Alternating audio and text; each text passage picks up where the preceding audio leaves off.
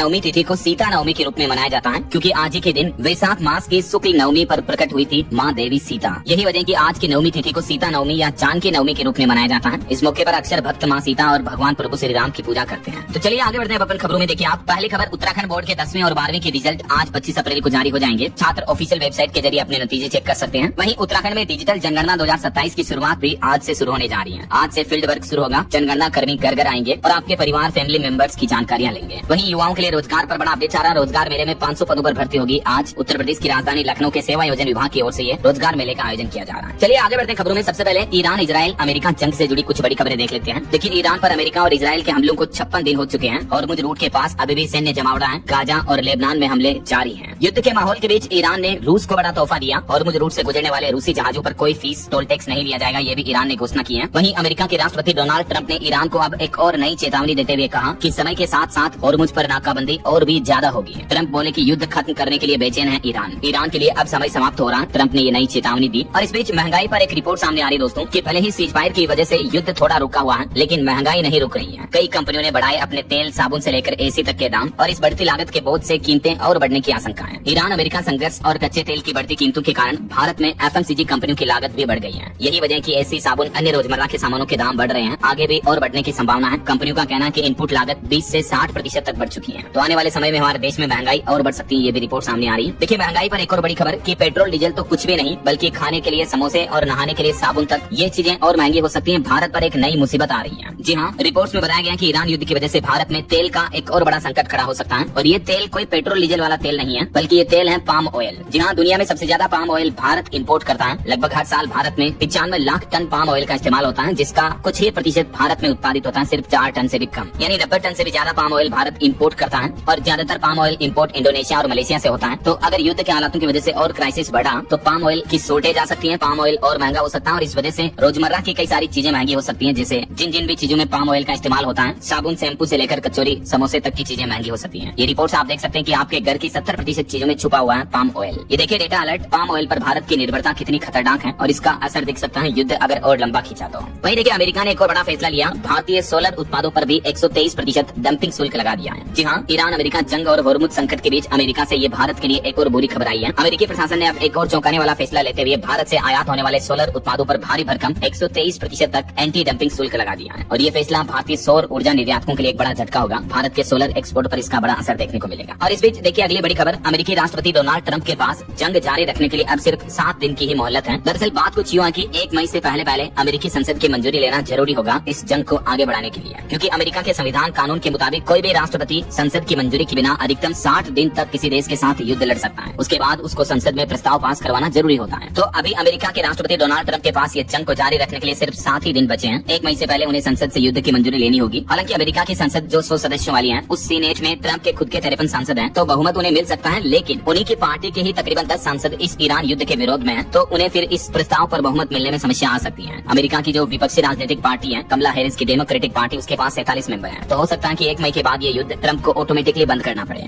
हालांकि सीजफायर शांति वार्तालाप पर भी एक बड़ी खबर आ रही है। देर रात ईरानी विदेश मंत्री भी पाकिस्तान के इस्लामाबाद के दौरे पर रवाना हुए, जो पाकिस्तानी अधिकारियों के साथ बैठक करेंगे। अदागची इनका नाम है। हालांकि इस बार अमेरिका का कहना है कि वो इस बातचीत में शामिल नहीं होगा, जबकि इससे पहले अमेरिका ने जब पाकिस्तान के साथ बातचीत की थी मध्यस्थता के लिए, तब ईरान शामिल नहीं हुआ था। अब इस बार अमेरिका का कहना है कि वो शामिल नहीं होगा। वहीं देखिए युद्ध के हालातों पर रिपोर्ट, ईरान जंग में खर्च हुई चीन के लिए रिजर्व मिसाइलें भी, और अमेरिका का भी मिसाइल स्टॉक लगभग खत्म होने के करीब पहुंचा। हर दिन 90 अरब रुपए से भी ज्यादा खर्च हो रहे हैं इस युद्ध में। वहीं खबर है कि ईरान के जो नए सुप्रीम लीडर बने मुजतबा खामनेई, उनका भी चेहरा होठ जल गया युद्ध के हमलों में। उन्हें प्लास्टिक सर्जरी कराने की जरूरत है। उनका एक पैर काटने की भी नौबत आएगी, नकली पेड़ लगाया जाएगा। अभी ईरान को सेना के जनरल चला रहे हैं, क्योंकि सुप्रीम लीडर खामनेई बुरी तरह से घायल हैं। और इधर अमेरिका के राष्ट्रपति डोनाल्ड ट्रंप ने भी अमेरिकी नौसेना प्रमुख फेलन को अपने पद से हटा दिया। अमेरिका अपने रक्षा मंत्रालय में तेजी से बदलाव कर रहा है। और अभी एक दिन पहले आपको पता होगा अमेरिका ने जो भारत के लिए नरक कहने वाला बयान दिया था, तो इस पर भी ईरान ने अमेरिका को मुंहतोड़ जवाब देते हुए कहा कि कभी भारत आकर देखो फिर बोलना। ट्रंप की इस टिप्पणी पर ईरान ने तंज कसा। तो ये दोस्तों जंग के हालात चल रहे हैं। बाकी देख पार्टी में थे वो, इस पर उन्होंने ये तंज भी कसा। हालांकि ना सिर्फ राघव चड्ढा, बल्कि दोस्तों इससे पहले भी 35 नेता आम आदमी पार्टी छोड़ चुके हैं, जिनमें सबसे ज्यादा नेता 20 पंजाब के थे। इसमें कई सांसद और एमएलए भी थे। तो अभी राघव चड्ढा की ये पार्टी बदलने पर आम आदमी पार्टी की ये प्रतिक्रिया भी सामने आई। संजय सिंह ने कहा कि राघव बागी हैं। केजरीवाल की भी पहली प्रतिक्रिया सामने आई। संजय बोले कि पंजाब की जनता कभी माफ नहीं करेगी। और इस बड़े राजनीतिक उलटफेर पर पंजाब के मुख्यमंत्री भगवंत मान का कहना है कि बीजेपी में गए सांसदों ने पंजाबियों से गद्दारी की। भाजपा हमारी सरकार के कामों से डरी, बोले कि हिम्मत है तो मेरे घर पर छापा मारो। तो कहीं न कहीं पॉलिटिकल एक्सपर्ट्स का भी ये कहना है कि आम आदमी पार्टी की झाड़ू अब टूटती नजर आ रही है। मानो आम आदमी पार्टी के झाड़ू के तिनके अब बिखर रहे हैं। अब झाड़ू बंधी हुई नहीं रही। सफाई की सौगंध लेकर शुरू हुई ये सियासत अपनों के ही भ्रष्टाचार के आरोपों से पूरी आम आदमी पार्टी बिखरती गई। केजरीवाल के राजनीतिक सफर में ये बड़ी दरार देखने को मिली इस बार। वैसे आपका क्या ख्याल है दोस्तों इस मुद्दे पर? आपकी राय विचार कमेंट करके बताएगा जरूर। फिलहाल देखिए अगली बड़ी खबर। पति पत्नी के तलाक मुद्दे पर पटना हाईकोर्ट ने एक महत्वपूर्ण फैसला सुनाते हुए कहा कि आपसी सहमति से तलाक लेने के लिए भी कम से कम 1 साल तक पति पत्नी का अलग रहना जरूरी है। दरअसल एक पति पत्नी के केस पर सुनवाई करते हुए पटना हाईकोर्ट ने स्पष्ट किया कि आपसी सहमति से तलाक के लिए भी पति पत्नी को तलाक की तभी इजाजत मिल सकती है जब वो कम से कम 1 साल या उससे ज्यादा समय तक अलग रह रहे हो। और खबर देखिए नेपाली महिलाओं की भारतीय नागरिकता पर केंद्र सरकार ने बड़ा फैसला लिया। कहा कि 7 साल की शादी के बाद ही नेपाली महिलाओं को भारत की नागरिकता सिटीजनशिप मिल सकती है। नेपाल मूल की उन महिलाओं को भारतीय नागरिकता देने की प्रक्रिया सरल कर दी गई है जिनकी शादी भारतीय नागरिक से 7 साल या उससे ज्यादा समय से पहले हुई है। तो इस तरह की इच्छुक महिलाएं गृह मंत्रालय के पोर्टल पर ऑनलाइन आवेदन कर सकती हैं भारत की नागरिकता प्राप्त करने के लिए। और इसके लिए क्या क्या डॉक्यूमेंट दस्तावेज चाहिए होंगे इसको लेकर भी सरकार ने जानकारी शेयर की। वहीं खबर है भारतीय रेल यात्रा वृत्तांत पुरस्कार योजना 2026 निकाली गई है सरकार द्वारा, जिसमें 10,000 रूपए तक का इनाम आप जीत सकते हैं। और इसके लिए आपको करना कुछ नहीं है, आपको अपनी रेल यात्रा का अनुभव साझा करना है रेलवे के साथ और आप इनाम पा सकते हैं। भारतीय रेल दे रही है आपके सफर के किस्सों को एक नया मंच। आप अपनी रेल यात्रा के अनुभवों को हिंदी में लिखें और उन्हें रेलवे को भेजें। इसमें प्रथम पुरस्कार 10,000, द्वितीय 8,000, तीसरा 6,000 और 5 पुरस्कार 4,000 के प्रोत्साहन राशि के रूप में दिए जाएंगे। इस योजना में आवेदन करने की अंतिम तिथि 31 जुलाई 2026 है। तब तक आप इसमें अप्लाई कर सकते हैं। इस लेख में और क्या कुछ जानकारियां लिखनी है, कितना क्या कुछ होना चाहिए, इस बारे में डिटेल जानकारी आपको पीडीएफ मिल जाएगी इंडियन रेलवे के पोर्टल पर, और भी जानकारी चेक कर लीजिएगा। ओके, चलिए फिलहाल देखिए अगली खबर। एक रिपोर्ट सामने आने की भारत में एआई इंजीनियरिंग भर्तियां 59% तक बढ़ी हैं। छोटे शहरों में मांग ने रफ्तार पकड़ी है। वहीं भारत न्यूजीलैंड FTA यानी फ्री ट्रेड एग्रीमेंट पर भी बड़ी अच्छी खबर आ रही है। दोनों देशों के बीच मुक्त व्यापार समझौते पर 27 अप्रैल को होंगे हस्ताक्षर। न्यूजीलैंड के प्रधानमंत्री क्रिस्टोफर लक्सन की तरफ से ये बड़ा ऐलान किया गया। भारत न्यूजीलैंड के बीच व्यापारिक समझौते में क्या खास बातें होंगी इस बारे में जानकारी आप देख सकते हैं। दोनों देश कई सारे उत्पादों पर अब टैरिफ नहीं लेंगे, इससे दोनों देशों के इंपोर्ट एक्सपोर्ट को बढ़ावा मिलेगा। और SBI की एक रिपोर्ट सामने आ रही है। देखिए दोस्तों, हमारे देश में कैश और डिजिटल भुगतान दोनों जरूरी है। SBI रिपोर्ट में दावा किया गया कि संकट के दौर में बढ़ा नकदी रखने का रुझान, लेकिन सामान्य दिनों में डिजिटल भुगतान ज्यादा सुविधाजनक रहता है। वहीं केंद्र सरकार खनन क्षेत्र में भी सुधार करने की तैयारी कर रही है। जल्द नीलामी करने वाले राज्यों को तोहफा मिलेगा, केंद्र सरकार उन्हें इनाम भी देगी। हमारे देश के माइनिंग सेक्टर में सुधार करने के लिए और नीलामी तेज करने के लिए राज्यों को 5,000 करोड़ रुपए का इनाम देने का ऐलान किया है। ये योजना 2026-27 के लिए लागू होगी। पहले आओ पहले पाओ के आधार पर होगी। जो राज्य जल्दी राष्ट्रीय पोर्टल से जुड़ेंगे और माइनिंग के काम को बढ़ावा देंगे, उन राज्य सरकारों को केंद्र सरकार की ओर से 5,000 करोड़ का फंड अलग से दिया जाएगा प्रोत्साहन राशि के तौर पर। चलिए सोना चांदी के भाव पर खबर देखिए। सोना 420 रूपए महंगा होकर 1,51,000 रूपए प्रति 10 ग्राम पहुंच चुका है, जबकि चांदी 3229 रूपए बढ़कर 2,44,000 रूपए प्रति किलो पर आ गई है। बाकी अलग अलग कैरेट के हिसाब से गोल्ड का प्राइस आप देख सकते हैं स्क्रीन पर। चलिए अगली बड़ी खबर देखिए। सरकार ने बैंकों को AI माइथोस से सतर्क रहने का आदेश दिया है। वित्त मंत्री निर्मला सीतारमण ने बैंकों को इमरजेंसी वार्निंग दी और कहा कि जिन्होंने भी जमा किया है पैसा उनके लिए भी अलर्ट है। हाल ही में आपको पता होगा एंथ्रोपिक क्लाउड ने एक नया AI मॉडल बनाया माइथोस, और ये AI मॉडल इतना पावरफुल है कि ये बैंकों की वेबसाइट को हैक कर सकता है, जिससे साइबर सिक्योरिटी का खतरा बढ़ जाता है। यही वजह की एक्सपर्ट्स की तरफ से भी चेतावनी दी गई। बीते दिन रिजर्व बैंक ने भी देश के बैंकों को अलर्ट किया और वित्त मंत्री निर्मला सीतारमण ने भी बैंकों के साथ अहम बैठक की और AI से जुड़े खतरों पर सतर्क रहने का निर्देश दिया और उचित कदम उठाने के भी आदेश दिए। इस उच्च स्तरीय बैठक में AI से जुड़े नए साइबर खतरों को देखते हुए बैंकों को अपनी IT प्रणाली मजबूत करने, ग्राहकों के डेटा और वित्तीय सुरक्षा को मजबूत करने के निर्देश दिए हैं वित्त मंत्री ने, क्योंकि भविष्य में इस तरह के और स्ट्रॉन्ग AI पावरफुल मॉडल आएंगे जिनसे कि बैंकिंग सिस्टम पर साइबर हमले का खतरा और बढ़ेगा। तो हमें पहले से ही सतर्क रहना चाहिए, अलर्ट रहना चाहिए, अभी से तैयारियां करनी होगी, ये कहना वित्त मंत्री का। चलिए अगला अपडेट देखिए दोस्तों। उत्तर प्रदेश के शिक्षा मित्रों के लिए बड़ी अच्छी खुशखबरी आई। यूपी की योगी सरकार ने जारी किया 250 करोड़ रुपए का फंड। योगी आदित्यनाथ सरकार की तरफ से ये जो 250 करोड़ का फंड जारी किया, तो इससे शिक्षा मित्रों को अब बढ़ी हुई सैलरी मिलेगी। हर महीने 18,000 रूपए तनख्वाह दी जाएगी। अभी पिछले महीने मार्च में आपको बताओगा जो 10,000 सैलरी थी शिक्षा मित्रों की, उसे बढ़ाकर 18,000 कर दिया। तो अब इसका बजट भी जारी हो चुका है, तो इसी महीने से ये बढ़ी हुई सैलरी मिलेगी। अच्छा, वैसे यूपी में आज से ही होमगार्ड भर्ती परीक्षा भी शुरू होने जा रही है। 3 दिन में तकरीबन 25 लाख युवा एग्जाम देंगे और इस बार परीक्षा में नकल रोकने के लिए बायोमेट्रिक और KYC भी अनिवार्य होगी। होमगार्ड भर्ती परीक्षा में मुन्ना भाइयों को रोकने के लिए यूपी की योगी सरकार ने ये नया मास्टर प्लान भी बनाया है। इतना ही नहीं, होमगार्ड भर्ती से पहले सीएम योगी ने ये भी आदेश दिया, कहा कि भर्ती को लेकर पेपर सोल्वर गैंग और अफवाह फैलाने वालों पर कड़ी कार्रवाई होगी। 25 से 27 अप्रैल तक चलेंगे ये एग्जाम। चलिए खबर देखिए। निवेश पर एक रिपोर्ट सामने आ रही है कि लग्जरी निवेश स्थिर है, लेकिन दुर्लभ और पुरानी चीजों में निवेश 13% तक बढ़ा है। यानी अब आजकल नए निवेशक सिर्फ उन्हीं संपत्तियों में पैसा लगा रहे हैं जिनकी ऐतिहासिक अहमियत है। और भारतीय व्यंजनों पर भी एक रिपोर्ट आ रही कि भारतीय बटर चिकन दुनिया के टॉप 6 चिकन व्यंजनों में शामिल है। भारतीय कुजिन दुनिया का 13वां सबसे बेस्ट खाने वाला कुजिन है और भारत की बटर गार्लिक नान जो है वो दुनिया के नंबर 1 ब्रेड है। भारत के व्यंजन को लेकर ये ग्लोबल फूड प्लेटफॉर्म की तरफ से रिपोर्ट जारी की गई।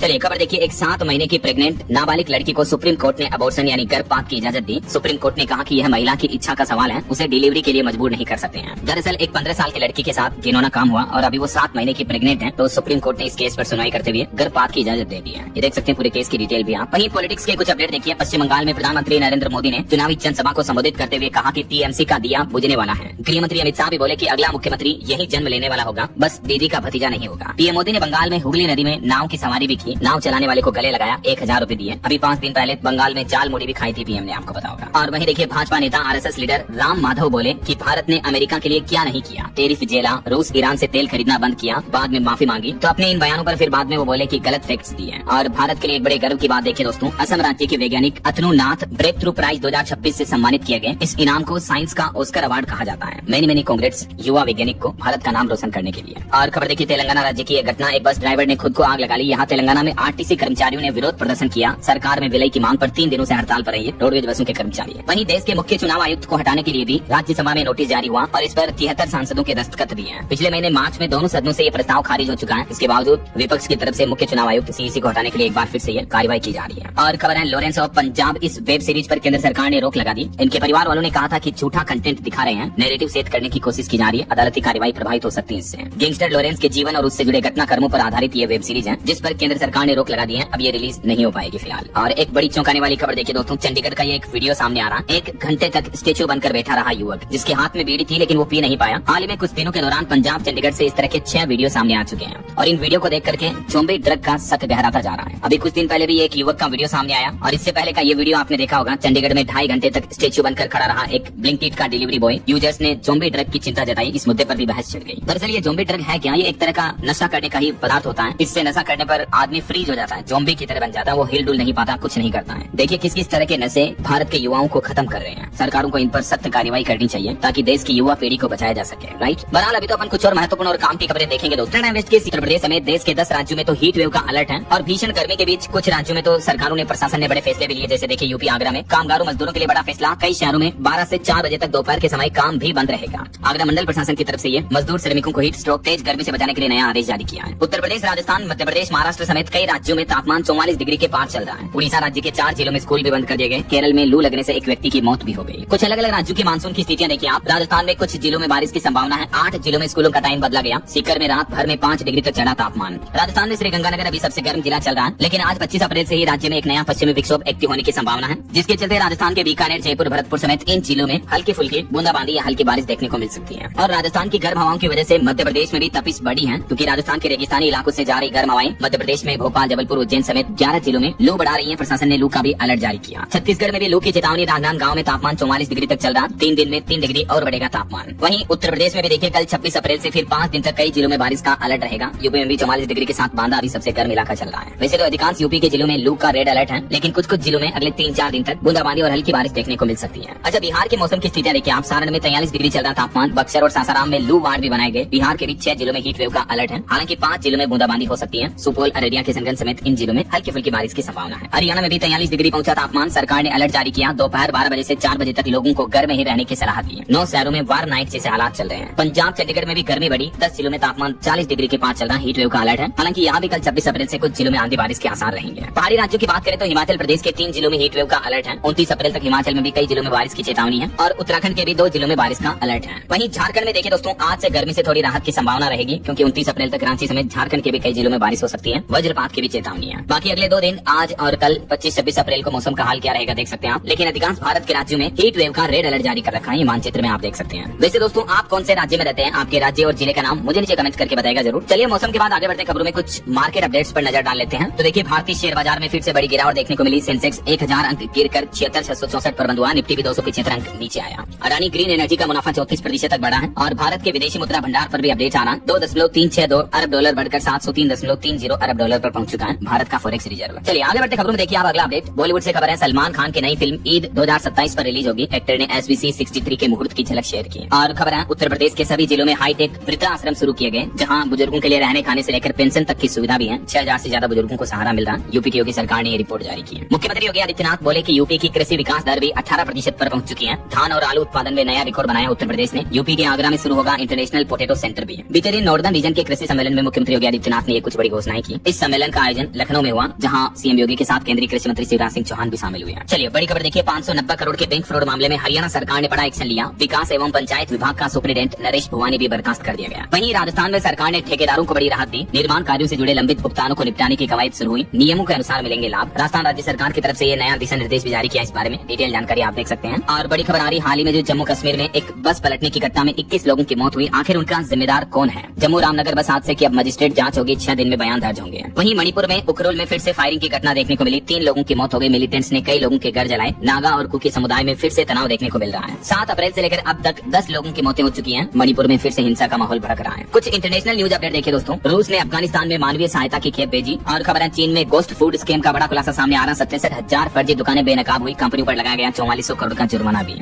वहीं रूसी अंतरिक्ष यात्री के साथ क्रू 13 मिशन सितंबर के मध्य से पहले अंतर्राष्ट्रीय अंतरिक्ष स्टेशन के लिए रवाना होगा। अमेरिकी अंतरिक्ष एजेंसी नासा का ये अपडेट है। और खबर है अब लाखों अमेरिकी बन जाएंगे कनाडाई, यानी कनाडा के नागरिक बन जाएंगे, क्योंकि कनाडा सरकार ने एक नया कानून, नया नियम लागू कर दिया, जिसके चलते वहाँ की नागरिकता लेने की भी होड़ मची। ये देख सकते हैं आप इस नियम में क्या प्रावधान रखा गया है। और खबर है भारत ने मालदीव को 30 अरब रुपए की निकासी मंजूर की। सार्क स्वेप समझौते के तहत मिलेगी ये राशि भारत मालदीव के बीच, ये पहल है। और वही खबर आ रही कि वेनेजुएला में घुसकर जो वहाँ के राष्ट्रपति मादुरो को पकड़ने वाला एक अमेरिकी सैनिक था, वो भी गिरफ्तार किया गया, क्योंकि बताया जा रहा है कि वहाँ तख्ता पलट पर सत्ता खेलकर इस सैनिक ने 4 करोड़ रुपए कमाए थे। वेनेजुएला के राष्ट्रपति को पकड़ने के ऑपरेशन पर इस सैनिक ने सट्टा लगाया था, ये आरोप है इस पर। तो ये तो कुछ इंटरनेशनल अपडेट्स रहे। चलिए आगे बढ़ते खबरों में देखिए आप अगला अपडेट। अब हरियाणा गुरुग्राम की अवैध कॉलोनियों पर चलेगा बुलडोजर, चारों जोन की लिस्ट तैयार कर रहा नगर निगम। ऑटो इंडस्ट्री से खबर आ रही, टीवीएस जुपिटर बना सबसे ज्यादा बिकने वाला स्कूटर। बीते महीने मार्च में 1.25 लाख से भी ज्यादा ग्राहकों ने इस पर भरोसा किया। वहीं खबर है 27 अप्रैल को राजस्थान पहुंचेंगे नितिन नवीन, बीजेपी के नए 7 कार्यालयों का करेंगे उद्घाटन। और जंग के हालातों पर सरकार का कहना है कि समुद्री सुरक्षा से लेकर उड़ानों तक हालात सामान्य हैं। अब तक 27 से 29 से ज्यादा भारतीय नाविकों की वापसी हो चुकी है। पश्चिम एशिया और खाड़ी क्षेत्रों में जारी तनाव के बीच केंद्र सरकार ने ये आधिकारिक बयान जारी किया। और खबर है ओलंपिक कॉमनवेल्थ के बाद अब 2038 एशियन गेम्स की तैयारियां शुरू हुई। भारत ने प्रस्ताव भेजा, अहमदाबाद होगा मुख्य सेंटर, ओसीए की टीम जल्द करेगी दौरा। वहीं सरकारी कर्मचारियों के लिए गुड न्यूज है, अब डीए 60% के साथ ही सैलरी में कितनी बढ़ोतरी होगी, इसको लेकर सरकार की तरफ से नोटिफिकेशन भी जारी किया गया। देख सकते हैं आप, हाल ही में जो केंद्र सरकार ने कर्मचारियों का डीए बढ़ाया था, तो इस फैसले से और किन किन लोगों को लाभ मिलेगा, कर्मचारियों के साथ पेंशनर्स को भी फायदा होगा। और खबर है कि भारत में अवसरों की भरमार है, सिंगापुर दौरे पर बोले केंद्रीय सचिव, लॉजिस्टिक्स औद्योगिक हब बनने की राह पर है बंदरगाह। खबर है उत्तराखंड में कचरे के पहाड़ों का अब खात्मा होगा, केंद्र सरकार ने इनसे निपटान के लिए 58 करोड़ की परियोजनाओं को भी मंजूरी दी। वहीं खबर है अब टिकट लेकर ही मिलेगी नई दिल्ली रेलवे स्टेशन पर एंट्री, भीड़ कंट्रोल करने के लिए नया नियम भी लागू हो चुका है। बिना प्लेटफॉर्म टिकट के आप रेलवे स्टेशन में भी एंट्री नहीं कर पाएंगे ऐसा। और खबर है हरियाणा में अब 500 राशन कार्डों पर होगा एक डिपो, 33% महिलाओं के लिए आरक्षित होंगे ये पद। हरियाणा सरकार की तरफ से यह बड़ी घोषणा की गई। वहीं खबर है रूस यूक्रेन युद्ध में अब तक 10 भारतीयों की मौत हुई। सुप्रीम कोर्ट को सरकार ने इस बात की जानकारी दी और केंद्र सरकार से अब सुप्रीम कोर्ट ने डिटेल रिपोर्ट भी मांगी है। और एक बड़ी चेतावनी निकल कर आ रही कि भारत में पर्यावरणीय संकट काफी गंभीर है। देश में हर साल निकल रहा है 1.5 करोड़ टन से भी ज्यादा जहरीला कचरा, जिससे भारत में बड़े स्तर पर प्रदूषण की अनदेखी की जा रही, जो कि भविष्य में एक बड़ा खतरा हो सकता है। यूनिवर्सिटी ऑफ ब्रिस्टल के नेतृत्व में किए गए एक अंतर्राष्ट्रीय अध्ययन में यह बड़ा खुलासा सामने आ रहा। और एक चौंकाने वाली रिपोर्ट आ रही कि महिलाओं के साथ ऑनलाइन अपराध दिनों दिन बढ़ रहे हैं। रोजाना 370 केस आते हैं। टॉप नंबर पर निकली महिलाओं की प्रोफाइल, अश्लील संदेश भी इंटरनेट पर महिलाओं की परेशानी बढ़ा रहे हैं। और खबर है देश के राष्ट्रीय सुरक्षा सलाहकार अजीत डोभाल ने ब्रिटिश समकक्ष से मुलाकात की। दोनों देशों के बीच सुरक्षा चिंताओं पर भी मंथन हुआ। वहीं राजधानी दिल्ली में अनाधिकृत कॉलोनियों को बड़ी राहत दी। स्वगम पोर्टल शुरू हुआ, अब बिना लेआउट प्लान भी कॉलोनियों का नियमितीकरण हो पाएगा। दिल्ली की रेखा गुप्ता सरकार ने नई सुविधा शुरू की है ऑनलाइन प्लेटफॉर्म पर। और खबर है हरियाणा राज्य में देखिए पहले शिक्षक बनेंगे मास्टर ट्रेनर, फिर सुधरेगा बच्चों का मिड डे मील। खाने की गुणवत्ता बढ़ाने की पहल पर हरियाणा शिक्षा विभाग ने नया कदम उठाया है। और राजस्थान में आरपीएससी यानी राजस्थान लोक सेवा आयोग की कुछ बड़ी घोषणाएं देखने को मिली। विचारित सूची जारी हुई, साक्षात्कार इंटरव्यू के कार्यक्रम भी घोषित किए गए हैं। तो ज्यादा जानकारी आप आरपीएससी के पोर्टल पर चेक कर लीजिएगा। और खबर है मध्य प्रदेश के मुख्यमंत्री डॉक्टर मोहन यादव बोले कि प्रदेश का समृद्ध किसान ही विकसित भारत 2047 की मजबूत नींव रखेगा। वैसे मध्य प्रदेश में किसानों के दूध पर भी एक बड़ा अपडेट आ रहा कि प्रदेश के दुग्ध संग्रहण केंद्रों पर अब स्मार्ट मशीनें लगाई जाएगी, जिससे दूध की गुणवत्ता और वजन की डिजिटल जांच होगी, ताकि किसानों को डेयरी पर दूध वगैरह देने दौरान किसी तरह की धोखाधड़ी फर्जीवाड़ी का सामना न करना पड़े। और खबर है राजधानी दिल्ली में खुलेंगे 2 AI एक्सीलेंस सेंटर, 100 स्टार्टअप्स को मिलेगा सपोर्ट और 1000 युवाओं को नौकरी भी दी जाएगी। दिल्ली सरकार की तरफ से स्टार्टअप्स को बढ़ावा देने के लिए बड़ा निर्णय लिया गया है। और एक बड़ी घटना देखिए मुंबई में मेट्रोपोल के पास गड्ढे में गिरे 11 लोग, एक युवक की मौत भी हो गई। मुंबई के भांडुप में यह बड़ी घटना देखने को मिली है। खबर है अमृत भारत एक्सप्रेस वे से मध्य प्रदेश की कनेक्टिविटी भी मजबूत होगी। 28 अप्रैल को प्रधानमंत्री नरेंद्र मोदी 2 नई अमृत भारत एक्सप्रेस ट्रेनों को हरी झंडी दिखाएंगे। ये ट्रेनें इसी रूट पर चलेगी जो राज्यों के कई शहरों को और सीधे उत्तर प्रदेश महाराष्ट्र को जोड़ेगी। यूपी के कुछ और अपडेट देखिए दोस्तों। यूपी की योगी सरकार ने पीएम आवास योजना को लेकर भी बड़ा फैसला लिया। अगली किस्त के नियम भी बदल चुके हैं। अब बिना गुणवत्ता जांच के लाभार्थियों को अगली किस्त नहीं मिलेगी और इसके लिए जिलों में तकनीकी टीमें सत्यापन करेगी, ताकि मतलब अपात्र लोगों को इस योजना का लाभ न मिले, सिर्फ पात्र लोगों को ही मिले। इसलिए योगी सरकार ने नया प्लान किया है। इसके अलावा देखिए उत्तर प्रदेश में अब ड्राइविंग लाइसेंस में संशोधित करा सकेंगे DOB यानी डेट ऑफ बर्थ भी। ARTO कार्यालय भी जाने की जरूरत नहीं होगी, ऑनलाइन ही ये सुविधा मिलेगी ड्राइविंग लाइसेंस में जन्म तिथि अपडेट करने की। और उत्तर प्रदेश के बिजली उपभोक्ताओं को भी बड़ी राहत मिली। अब आपके स्मार्ट प्रीपेड बिजली मीटर का बैलेंस नेगेटिव होने पर भी 30 दिनों तक नहीं कटेगा बिजली कनेक्शन। स्मार्ट मीटर से परेशान बिजली उपभोक्ताओं के लिए राहत की खबर है। माइनस बैलेंस के बाद भी 1 महीने तक आपकी बिजली चलती रहेगी ऐसा। वहीं खबर है दोस्तों उत्तर प्रदेश में हाई टेक होगा गन्ना सर्वेक्षण भी। 1 मई 2026 से शुरू होगा डिजिटल सर्वे, सीधे सर्वर पर दर्ज होगा किसानों का डेटा। यूपी के गन्ना किसानों के लिए योगी सरकार ने गन्ना सर्वेक्षण नीति 2026-27 भी शुरू कर दिया, जिसके तहत अब डिजिटली लाभ मिलेगा किसानों को इन सभी सेवाओं का। और खबर है विदेशी CEO का विवाद भी सुलझा। अब नीतू शर्मा बनी नोएडा एयरपोर्ट की नई प्रमुख, नई CEO के रूप में इनकी नियुक्ति हुई है। और उत्तर प्रदेश में इंडस्ट्री लगाने के लिए भी 10 लाख रुपए तक का लोन दे रही है यूपी की योगी सरकार। मुख्यमंत्री ग्रामोद्योग रोजगार योजना योजना के तहत आवेदन भी मांगे गए हैं। कारोबारियों व्यापारियों को बढ़ावा देने के लिए 10-10 लाख रुपए तक का बिजनेस लोन दिया जाएगा ऐसा। वहीं नोएडा के सभी औद्योगिक सेक्टरों को 4 जोन में बांटा गया। अब 4 जोनल व 19 सेक्टर मजिस्ट्रेट बनाएंगे शांति। चलिए कुछ और स्टेट न्यूज अपडेट देख लेते हैं फटाफट से। देखिए आप, राजस्थान के भी 7 जिलों में ब्लैकआउट रहा, 15 मिनट गुल रही बिजली। अजमेर समेत कई जिलों में एयर स्ट्राइक की मॉक ड्रिल की गई। सायरन बजते ही पहुंची रेस्क्यू टीमें भी। बीते दिन पंजाब के साथ ही राजस्थान के भी इन जिलों में मॉक ड्रिल का आयोजन हुआ। वहीं राजस्थान में बिजली कनेक्शन के नियमों में भी बड़ा बदलाव किया गया है। अब 33 kV तक के कनेक्शन पर नहीं लेनी होगी इंस्पेक्टर की मंजूरी, बल्कि खुद ही सर्टिफाई कर पाएंगे। Government of Rajasthan energy department की तरफ से इस बारे में नोटिफिकेशन भी जारी किया, देख सकते हैं आप। और बड़ी खबर देखिए, अब एक व्हाट्सएप मैसेज से शुरू होगी रुकी हुई पेंशन। ऑफिस और ई मित्र के चक्कर नहीं काटने पड़ेंगे, पेंशनर्स और स्टूडेंट्स की समस्याओं का समाधान होगा। दरअसल राजस्थान में अब सामाजिक सुरक्षा पेंशन और स्टूडेंट की छात्रवृत्ति यानी स्कॉलरशिप से जुड़ी समस्याओं के लिए सरकारी कार्यालयों या ई मित्र के चक्कर नहीं लगाने पड़ेंगे, बल्कि सामाजिक न्याय एवं अधिकारिता विभाग ने लाभार्थियों की सुविधा के लिए समाधान साथी नामक एक नए व्हाट्सएप चैटबॉट की शुरुआत की है। तो सिंपली आपको अपने रजिस्टर्ड नंबर से इस नंबर पर व्हाट्सएप मैसेज करना है, हेलो लिखकर भेजना है और बाकी फिर चैटबॉट के द्वारा पूछी हुई जानकारी साझा करनी है। तो सिस्टम तुरंत बता देगा कि आपकी पेंशन क्यों रुकी हुई है और कैसे वापस आप चालू कर पाएंगे ऐसा। चलिए खबर है, मध्य प्रदेश में गेहूं खरीदी 100 लाख मीट्रिक टन तक बढ़ी है। मुख्यमंत्री बोले कि सप्ताह में 6 दिन होगी अब खरीदी, अब 9 मई तक करा सकेंगे स्लॉट बुकिंग। और मध्य प्रदेश में भी किसानों का मिल्क प्रोडक्शन बढ़ाने के लिए सरकार का नया प्लान PPP मोड पर बनेगी। प्रोसेसिंग यूनिट्स, पैकेजिंग और मार्केटिंग पर जोर दिया जाएगा। MP इंदौर में आज निःशुल्क पशु स्वास्थ्य शिविर का आयोजन होगा और MP इंदौर में डाकघर द्वारा आधार कार्ड संबंधित सेवाओं का विशेष अभियान भी आज 25 अप्रैल को लगने जा रहा है। वहीं खबर है, किसानों के लिए लैब को लैंड पर लाई सरकार। केंद्रीय कृषि मंत्री शिवराज सिंह चौहान ने कहा कि कृषि विकास के लिए रोडमैप तैयार करे राज्य, केंद्र सरकार पूरा सहयोग देगा। बीते दिन यूपी लखनऊ में जो कृषि सम्मेलन का आयोजन हुआ, इसमें कृषि मंत्री ने यह बड़ी घोषणा की है। और खबर है, हिमाचल प्रदेश सरकार ने स्कूलों के मर्जर पर यू टर्न लिया। हाई स्कूल तक HP बोर्ड तो 12वीं तक CBSE से संबंध होंगे स्कूल, दोनों सह शिक्षा संस्थान रहेंगे। अब हिमाचल सरकार के एजुकेशन डिपार्टमेंट की तरफ से ये नोटिफिकेशन जारी किया गया। वहीं उत्तराखंड में महिलाओं के लिए 30% आरक्षण पर सुनवाई होगी। बार काउंसिल में मनोनयन सीटों पर विवाद हुआ तो सुप्रीम कोर्ट निर्देश के बाद अब BCI सक्रिय हुआ। और खबर है, यूपी गाजियाबाद की बदलेगी सूरत, 1500 करोड़ से बनेगा इंटरनेशनल क्रिकेट स्टेडियम और फ्लाईओवर भी। GDA की तरफ से नया मेगा प्लान बनाया गया है। चलिए कुछ एजुकेशनल अपडेट देख लेते हैं फटाफट से। देखिए CUET PG के रिजल्ट जारी हो चुके हैं, कैंडिडेट्स ऑफिशियल पोर्टल पर रिजल्ट चेक कर सकते हैं। और उत्तर प्रदेश संस्कृत बोर्ड परीक्षा का भी रिजल्ट जारी हुआ। कन्नौज की सृष्टि दीक्षित 10वीं में तो प्रतापगढ़ के रजनीश यादव 12वीं टॉपर रहे हैं। वहीं यूपी बोर्ड स्क्रूटनी के लिए भी आवेदन की अंतिम तिथि 17 मई तय की गई है। प्रति प्रश्न पत्र शुल्क 500 रुपए देना होगा। और सरकारी नौकरी पर भी अपडेट है। यूपी में फॉरेस्ट गार्ड के 708 पदों का नोटिफिकेशन जारी हुआ। पंजाब में भी 170 वैकेंसी है। वहीं यूपी में RTE नामांकन पर योगी सरकार सख्त हुई। 25 अप्रैल तक हर हाल में लक्ष्य पूरा करने के निर्देश दिए हैं सभी स्कूलों को। RTE को लेकर नया ऑर्डर जारी किया। आज 25 अप्रैल लास्ट डेट है। RTE के तहत 100% नामांकन को लेकर सख्ती बरतते हुए अधिकारियों को